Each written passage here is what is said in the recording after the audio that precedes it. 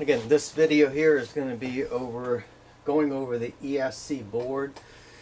ESC is Electronic Service Control. It's owned by Desco. You can actually look up different stuff on Desco, and ESC is the old version of it.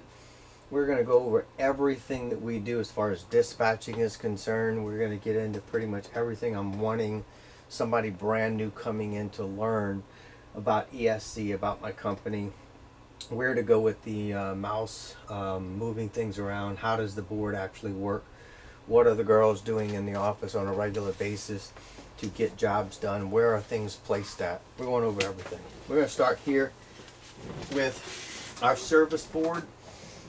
Our service board is going to be our main board here. This is where everything runs off of on a daily basis.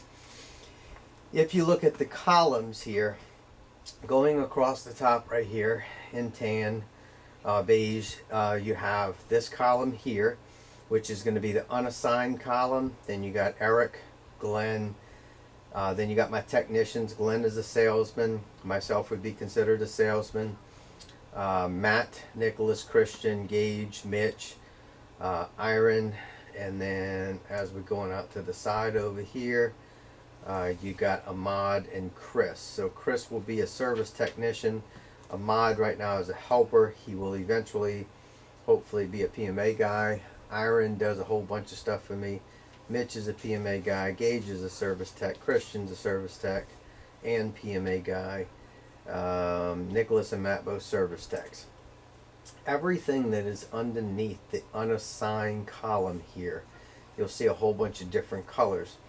Everything that is underneath this unassigned column, we are trying to move that over to a technician, and once we drag and drop it over to the technician, you basically are going to left click, drag, and then drop. If I was to do that, that would put it underneath the technician's name. When the technician can see it, he knows what house to go to. When we are going to dispatch out that job, we have got to obviously call the customer to make sure that the customer is available. We want to give the customer a 30-40 minute notice before the technician is even ready.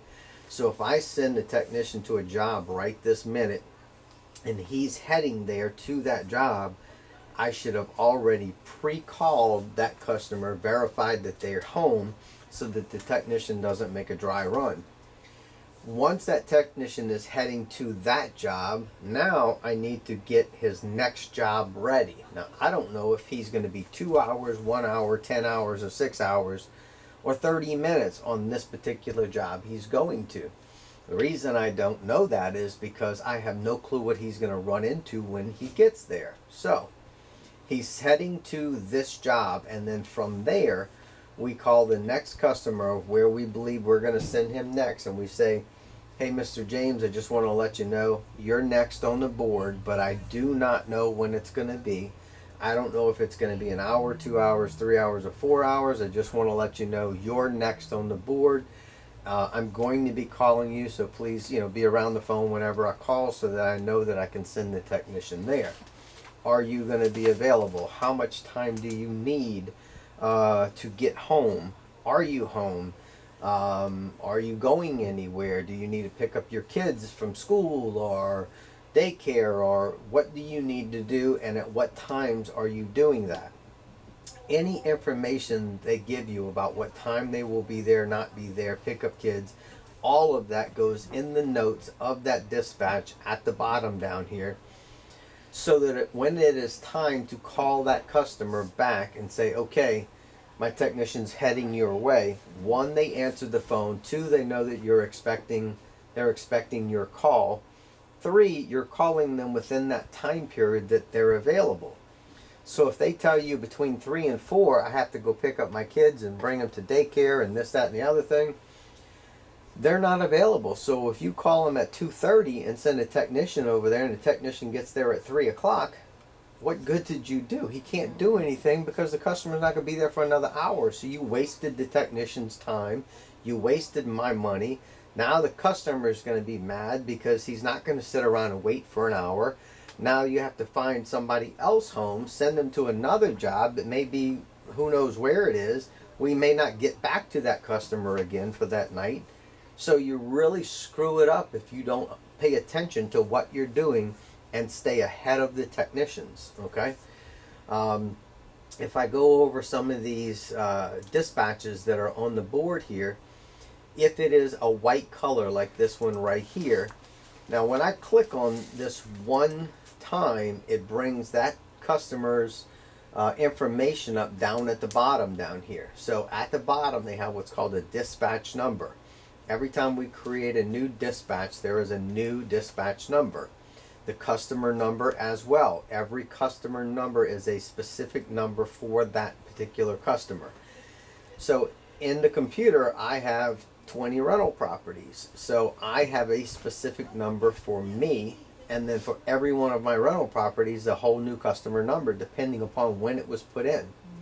So if I bought a new rental property today and made another dispatch for that new rental property, the customer number would be 25,000 something, whereas my personal number may be number 1, okay? Below the dispatch number and customer number is your actual address of the dispatch we are sending them to. We're going to get into this in just a few minutes, that there's a difference between the dispatch address, what we call the location. That's the location address, is where we are dispatching it to. Very important you understand the difference between location and general. General means the billing address. Location means the address that we are sending the customer to. So when I have a general address, so my personal address is considered my general address. That is my mailing address. All of my rental properties are considered my location address. Below that, we have the display date, which would be today, in this case 6/19/23. The technician that it is assigned to at this point in time, which is considered unassigned. So technician, unassigned, up here on your column up here, every column here, no matter what it is called, is considered a technician for purposes of this video and how ESC works.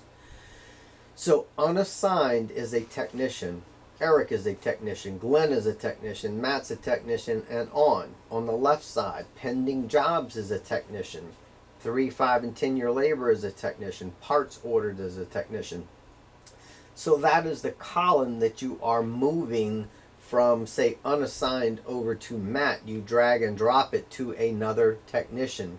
If I move it from the install board and I click on an install and I go here and I drop it down and I choose another technician and I click on that new technician and then I save it, it will move it from the install column, technician column, install column, to the install board, which I would have to go to the install board, which is here.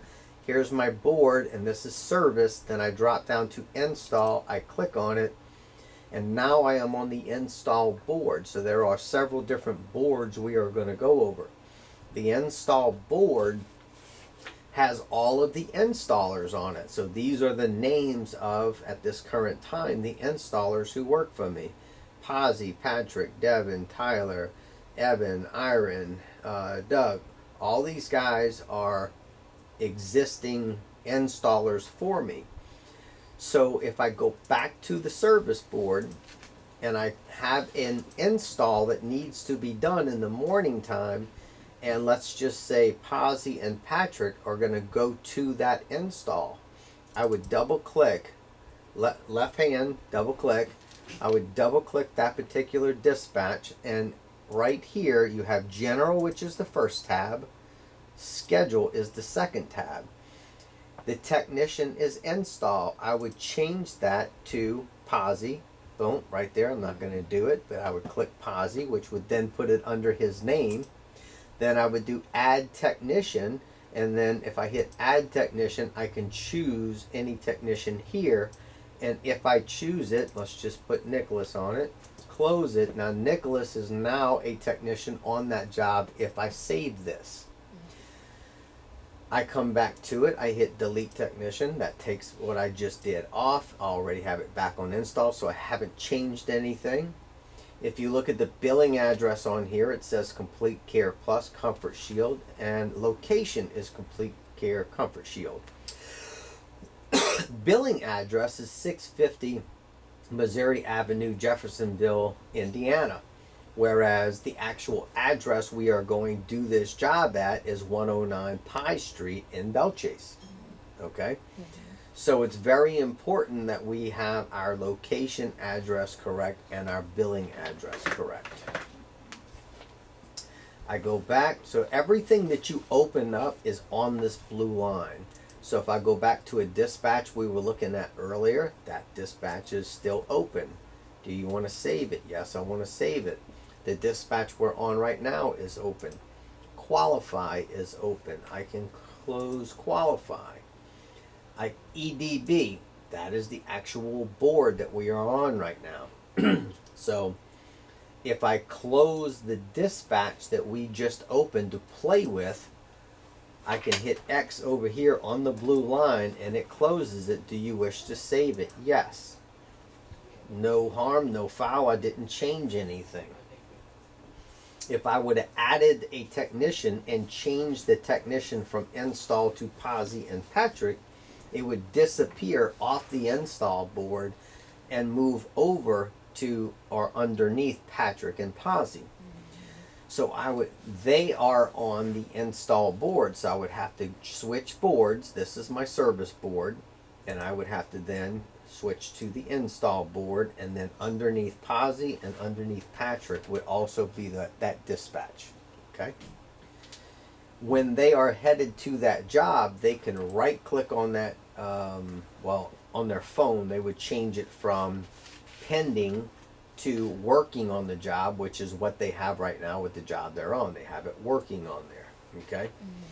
So when they finish, they actually would put off job, which will cut their time. All right. Again, we're on the EDB board, right? And then we're on the install board. My main board is what? The service board. I go back to it. Let's go to our columns. What is unassigned for? Unassigned is for any service job. Any service job that needs to be done for today. Our goal is to move the service calls, all of these are service calls, to a technician to get that job done. If you are a dispatcher, then your job as a dispatcher is to read every single one of these and find out where this customer is located at via the map. Where are the technicians located at on the map? Because we have a map that shows where each technician is right now working. Then you can click on the address and you can find out where these jobs are on the map. And then you can map out your day based on these technicians. It's always going to change because there's going to be another customer call in that has more high priority service on them and they're closer and things are going to change. But you start to do a map based on where jobs are and you try your best to make it as clean as possible, but it will get screwed up all day long. One thing about doing dispatching is you have to be light on your feet. You have to be, easily taking change, because every time the phone rings, it could change. Literally every time the phone rings, it can change. Somebody could have water all over their floors and we just installed the system. Well, guess what? They're next. No matter what, they're next. So all the plans that you had made and called the next customer, and that next customer is available, and you told them they're next, they just got pushed back. So you have to call that customer back and let them know that the technician ran into a problem and he's going to be there for a while longer. We're going to call him. Sorry about the inconvenience. But as soon as he frees up from where he's at, we're going to give you a call. So then that technician who's closest is going to run over to that emergency call, take care of it, and then he'd be available to go to the next call you had planned. Okay? As we go from unassigned, go backwards to the left here, we have a column that is called unassigned technicians. And why they are putting things underneath unassigned technicians right this minute, I do not know, which I am going to end up having to find out. Set for Monday afternoon. I do not know why they are doing that. There should be nothing underneath unassigned technicians. All of those should be underneath unassigned. The only even logical answer I can see of why they move some of these over here is so that the line wouldn't be so long and it would be easier for them to read it at this point in time. That'd be the only reason I can tell you they are stacking things up over here under unassigned technicians. Rental properties. Rental properties are for any of my rental properties that call up and have a problem that one of the maintenance guys would go take care of. My window's broken, my door don't shut, my toilet stopped up, my whatever. That call, when it comes in, say we get a phone call right now, I would go to qualify. I ask the tenant what the address is. He gives me 3622 Juneau. My name pops up. I go to that address. I create a dispatch underneath the blue line. When I create the dispatch, I will go over this in a little while. I'll create that entire dispatch, and then under schedule, I will put it under rental property, which would go right there under rental properties, 0204. When I save it, it will then pop up here under rental properties. Then I would end up calling Doug and saying, hey Doug, 3624 or whatever address I said, has a toilet that's leaking, and you would call them, let him know that needs to be done, and then he would take it from there. When that gets finished, he writes out a little receipt that closes that dispatch off the board stating it's done. Eric's Estimates and Reminders. Now, Eric's Estimates and Reminders is a key column. Any dispatches that need estimates go underneath this column here. And the next day, let's just say, is when these are needing to be done. They get dragged and dropped underneath my name or underneath Glenn's name if he is going to do it. When that estimate gets done, it goes underneath my name, which is one I did this morning, Dana Hanby. So I go and I double click into it. It's underneath my name as the technician. Date promised today, 12 p.m. was the time. You go to General. General has the dispatch number 16483. Called in by, which should be Dana written on there. The type is estimate. Service request code is estimate. The green is estimate, and that particular green is my estimate. If it's Glenn's estimate, it's the one right underneath it, which is a different color green. Okay. While I got this pulled down, here are your different colors. You have a 3-year parts and labor warranty, which is orange. $400 an hour. $400 for an hour would be somebody that has a service call in Venice or Ponchatoula or something crazy like that it takes us 2 hours to get there and back, or just there, or whatever may be the case. So we're going to charge them $400 for the first hour of work. Well, it takes me an hour and a half to get there, so it's not the first hour of work. It's the first hour while we're there working. Okay, $50 an hour, $80 an hour, which is our no fault fee. I'm just charging you for some labor to cover my time is all I'm doing, which is rarely done, but every once in a while. ASAP, we all know what that one is. Available, if there's a technician. We make a dispatch for each technician every day underneath his personal name, and then we put it, if he is available, we put it as green. What do I mean by available? Are you working today? If you're not working today, then we put not available on there, which is, it's an orange one right here, not available. Okay? So if you say I'm not available today, we put it in orange, and then when anybody looks at the board and they see your name in orange, they know that you're not available today to work. Okay? You're sick, you're whatever. Below T means a blower door test. So there is a service that we provide called blower door testing, which Glenn would do that. So if anybody calls in for a blower door test, that's what we use.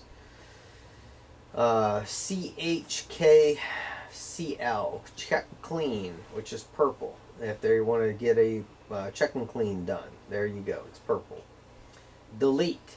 If a customer calls back and says, never mind, I don't need the service, the system's working now, I fixed the wire outside, sorry, I don't need any service. Then what we do is we go to the type right here, and we click on type, and then we change it to cancel, CAN, if that happens. Then we come down here and we change it to black, which is delete.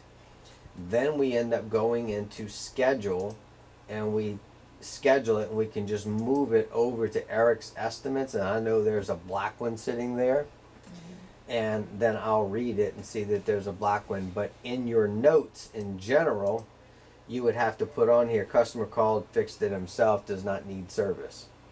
So you made it cancel, you make it black and delete, and you can put it underneath Eric's estimates, and then I'll delete it from there. You will not have the opportunity to delete it. Okay. Back to the colors here again. Again, my estimate's green. Glenn's estimates are a little bit different color green, lighter. The kind of reddish purple color is Handyman Services. So Handyman Services is, we'll do some odd jobs here or there, build a attic staircase, build a door, just miscellaneous type of handyman type of stuff. May need to go fix some sheetrock or trim molding. That's that. Red, high priority. So customer needs emergency service, and this is going to be a high priority call. So why did I make that red? Because if you go look at the dispatch board, which we will do here, and you see a red one, which we have one here, which is Brandon Vicknair. I put it red this morning because I wanted this dispatch for the girls to remind me to do something for him later. That's why I put it red. So anytime you see something red, that means, hey, look at me. Do what I'm telling you on here. Don't forget it. That's what the red is for. Emergency, okay? Back to it again. Inspection. If we have to get a system inspected, it's purple. Install. If we sold a job and they want to go ahead and get the unit installed, it goes on the install board, but we change the color from estimate because I gave you an estimate. Now they're ready to have it done. I change it to install. Once I change it to install, I go type up here and I change it from estimate to install, which is INST right here. Change it to install. Then I move it underneath the install board, which is I go to schedule and I change it from me at the estimate from Eric, and I change it to install, which everything is in alphabetical order. And if I knew my alphabet, this would work fine, which would be install right there. Okay.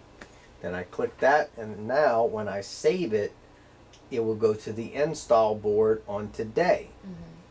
Now I want to go to that install board and I want to do what's called a packet. This is a packet. So we fill a packet out for that install, which would have an invoice behind it. It would have paperwork that needs to be filled out for that install. And then I need to order the equipment for it, do a PO for it, the whole 9 yards of it, okay? That kind of gave you a gist of what I need to do with that. I'm going to go back to general again. And back to your colors. Lowe's we don't use. New customer. Why do I want new customer to be a turquoise? Because I want new customer to be that important that we say, hey, if you've never been a customer of ours, we appreciate you calling us, and I want to make it a different color, and I want to make sure we get to this customer and we do the best job we possibly can so that we get a new customer for service, or a new install or whatever. So if you have to put the customer in the database, this is the color we're going to use for them, new customer. Now the technician, when he sees that color on his phone, he knows he's going to a brand new customer we've never been to before. Pumpkin orange kind of here. No check. That means we do not accept a check from this particular customer. We went over to not available for the technicians. PMA, Preventative Maintenance Agreement. That is this blue color. The one right below it is PMA 275, which now is going to be PMA 300, but we're not going to change the 275 because you can't. It's locked in there. That is a dark blue. That means the difference between a PMA and a PMA 275 is this. I do not schedule a PMA unless it is prepaid. So it is not a PMA unless it is already paid for. A PMA 275 is the customer called maybe in for service or asked about a service contract. I sold him a service contract but have not collected any money. So now I am sending you out on a PMA 275, which means in this case you would collect 275, which is now went up to 300. And what did you say about the PMA just now? You said A PMA is not a PMA is prepaid. So if we make a dispatch, we do not use PMA colors, because when a service tech sees that blue for PMA, he assumes it is already paid for. So if a customer calls right now and says, I want to get a service contract from you guys, I said, no problem. It's $300. He says, no problem.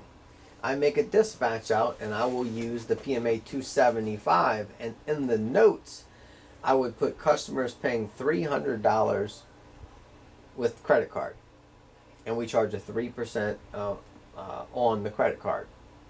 So if you see the dark blue color, that means the guy wants a service contract, but he hasn't paid for it yet. He's going to pay for it when the technician goes there. He may write him a check when he goes there, may give him cash when he goes there. If the customer paid for the service contract right now, and we make a dispatch for a PMA, well, he's already gave us his credit card, paid for it. Now it is considered a PMA, not a PMA 275. Okay? Next one down is a PMA IAQ. That means he has a prepaid service contract, plus he has some type of indoor air quality product. He's got a Remy Halo, he's got a PCO kit, an HC16 filter, he's got an ultravation light, he's got a wave, an iWave system. These are indoor air quality products that may or may not need to be maintained on a regular basis. So if he has a PCO and we are going to do a preventative maintenance agreement, we may have to bring him out a PCO maintenance kit. So if that is the case, we may go into his equipment and look, and in his equipment it would say PCO or Remy Halo or HC16 filter. It would say something in there. This particular guy has nothing in there. Okay? So anytime you see this color here, the light blue, baby blue, is PMA IAQ. That means, hey, open your eyes. Look in the equipment. Look at the history. What makes it IAQ? In any type of indoor air quality product the customer has, and they have a service agreement, we need to say, what kind of indoor air quality product do you have? Have you paid for a replacement of that product, have you prepaid for it? I have some customers that pay monthly so that when we come out, we replace their maintenance kit, or we replace their Remy Halo bulbs, or we replace their filters, or whatever may be the case.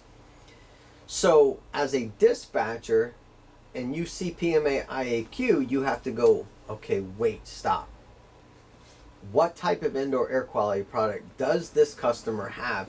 And what do I need to find out about this particular customer, about what we need to bring out there? And have they paid for it yet?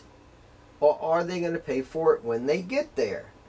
Did they have it serviced last year, and it's in this case I'm going to say it needs to be serviced every 2 years. It's still a PMA IAQ, but we don't have to bring anything this time. You might have to bring it next year, or you may have to bring it in the fall as opposed to the spring.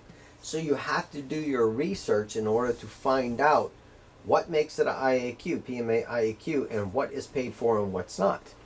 Are they paying monthly on it? Have they already prepaid for it? You gotta find that stuff out, okay, before we dispatch out that call. And once we dispatch it out, if he needs a PCO replacement cartridge, which is the MERV 16 filter, catalyst, and UV light, and you didn't tell the technician that he needs that, and you didn't tell the technician yesterday that we're going to be sending him to this, that when he comes in the office to pick it up, and you just send him out over there, he doesn't have the stuff he needs. Now you just cost me money and time because you sent the technician to a job without all the parts that he needs. Right. And now he's across the river, and now you're sending him to a job and he don't have what he needs to do the job. That makes no sense. So you have to be aware what PMA IAQ means, and you have to read all of the notes, and you have to decipher the history for that customer of what they paid for, what they did not pay for. How often does it need to be changed? Because if it says PMA IAQ and we are in the fall of 2023 and we did a spring PMA and we changed their PCO kit in the spring of 2023, but you didn't do your history and research, then you tell the technician, come get a filtration system, and then you send that over there with him. Now you just cost me, $150 because we just gave away a whole new filtration system when we shouldn't have. Right. So all this stuff is extremely, extremely important that you understand it. A PMA is not a PMA until it is paid for. A PMA 275 is a preventative maintenance agreement that we are going to collect when we go there, because he wanted to just write one check out, because if he needed any parts or anything like that, he was just going to write one check.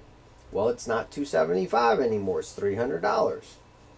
PMA IAQ is a preventative maintenance agreement that is prepaid, but the IAQ part of it may or may not be paid for at this point in time.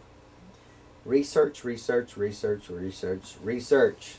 Ask questions. Do not assume and make an ass out of you and me. Recommendation is your green. If we recommend you change your contactor, then we will do a separate dispatch and we will put it as a green, as a recommendation, so that it stands out that we know we diagnosed the system. We gave a diagnostic of replacing a contactor. Customer said, yes, I want to do it. The dispatch is now in green that says, hey, we made money off of a recommendation. White is a rental property. That would be my rental property. Rough-in is an install job being done on a new construction house. So when you build a brand new construction house, the new home has phases that they go through. The first phase is the house is wide open, no windows, no doors, is just getting a roof put on it. And we go in at that point in time with no windows, no doors, because they're fixing to do all this, and we put the unit in the attic and we run all the ductwork and we run the copper. That is considered a rough-in. My rough-in is now complete. We call in for a rough-in inspection. The inspector says, okay, you're okay to close walls. He gets all of his electrical done, his gas lines done, puts his windows in, puts his doors in, puts the insulation in the house, and then his rough-in now is complete. And he can call in for a building rough-in inspection. Then from there he can close walls. After he closes walls, meaning put sheetrock up, they paint, they texture, they do all that stuff. Then we go in and we do what's called a startup, which is install the condensers and start the system up once he has power to the building. If we go install the condenser and install the grills and install the thermostats and the house is not painted, that makes no sense. Because now we have to go back and take the grills back down again and put the grills back up again after it's painted. That makes no sense. We don't install the condenser until the power is in at the house, because why would I want to go set a condenser that I can't start? Now I got to go back again to go start it.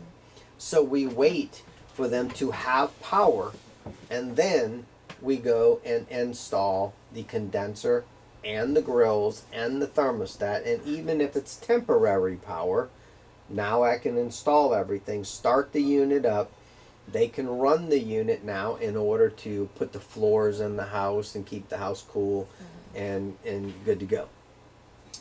Then we do what's called an orientation. After the house is built, customers move in, I go do an orientation. I tell the customers how the thermostat works, how their warranties work. I bring their installation packet with them, and I go over the entire 9 yards of that. That is called an orientation. That's not a different color, okay? Service PM, preventative maintenance. Gray, that's one we just don't use right here. I don't know why it was made. Somebody made that one. Today just means it's a service call to be done today, nothing special. WINST, warranty install, meaning this is a warranty on the install. We just did it a month ago, 2 months ago, whatever may be the case. It is a warranty on the install. It's not cooling now. There you go. We'll go out and check the system out. When it says warranty, it is on install, it is within the first year. We give a 1 year labor warranty on install.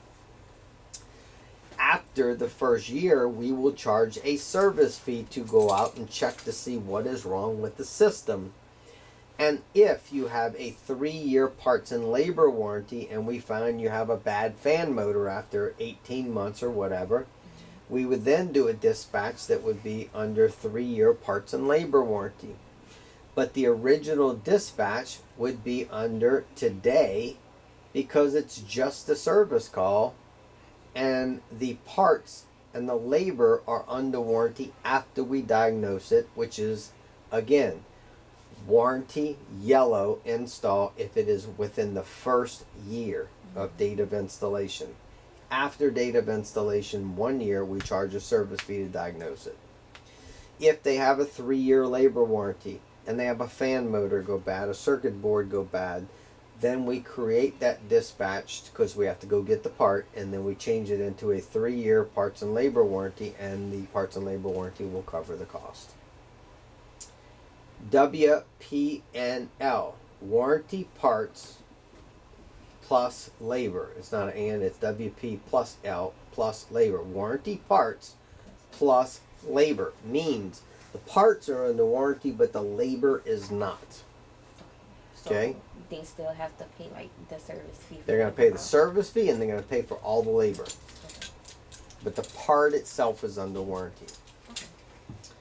Warranty, the last one down on the bottom, would be warranty service, meaning we were just out a day or two ago, 3 weeks ago, whatever may be the case. There's a 30-day warranty on labor. You came and checked out my system, and you told me that I had a weak capacitor and the system was low on refrigerant. And you call back 2 weeks later, and I say, well, my system's still not cooling. Your guy was out here 2 weeks ago, and I pull up the invoice, and the invoice says, yes, sir, you paid the diagnostic fee of $105. Technician told you that you had a weak capacitor and the system was low on refrigerant, and you didn't want to get anything done. Yeah, but I just paid y'all, and my system's not cooling. Well, there will be another diagnostic fee to come out and find out what's wrong with it today, if there's anything different. He gave you a recommendation of adding Freon into the system and changing the part, whatever it was I said, the fan, motor, capacitor, whatever it was I said, and you declined to do it. Are you ready to get those parts replaced now? Well, no, I just wanted to come see what's wrong with it. Okay, you want me to come re-diagnose what we diagnosed 3 weeks ago? No problem. It's a $105 service fee. Yeah, but y'all were just out here and didn't fix it because you did not want the work done. So that's not warranty. It's a service call. Customer calls in and says, I just spent $600 on a repair that y'all just did, and the repair 2 weeks later. And the customer will always say, it's doing the same thing. Well, what is the same thing? It's not cooling. That's the same thing. It's not cooling.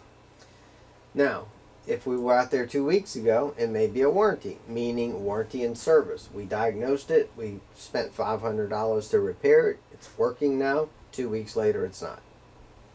We may go out there under warranty, meaning I'm just warranting my labor to figure out what's wrong with it. We go out there and it's not the circuit board this time. Circuit board's working fine that we replaced 3 weeks ago. Today it's just a clogged drain line. It's not under warranty. Your drain line is not under warranty. So therefore I would change that warranty call if I'm the technician into a service call and blow in the drain line, and they would have to pay me to blow the drain line. I wouldn't do that for free. So it's really not warranty, because when I got there it was a clogged drain line, not your circuit board. Okay? See how long it takes to go over one thing? It does take a long time, but Yeah, but this is how detailed you have to be with everything, okay? As we go down through here, they have agreement right here. If you click this arrow down and there is numbers right here, that would mean they have an agreement, service agreement. Received by, this automatically populates because I am in this dispatch and I'm creating this dispatch. PO is nothing that you are going to ever fool with on here. It's something we do somewhere else in the system. Sales sort. I click sales sort, and this particular customer I know is a previous customer, existing customer. When I see nothing in sales sort, I would click existing on here. Then from here, I go to edit customer. I go to general. And then I change the sales sort to existing. I save it. I'm back here again, and I had changed this to existing. So now when I save this, from here on out, when we do a dispatch for this gentleman, the sales sort's going to pop up as existing customer. Okay. Date received is going to be timestamped today. Then we get down to the job. This is absolutely, beyond a shadow of a doubt, the most important thing. So what I'm going to do is I'm going to stop the camera right now, and we're going to come right back into another video, and I'm going to do an orientation on the job. So it will be, this is part 1 in dispatching. Part 2 is going to start off at that job.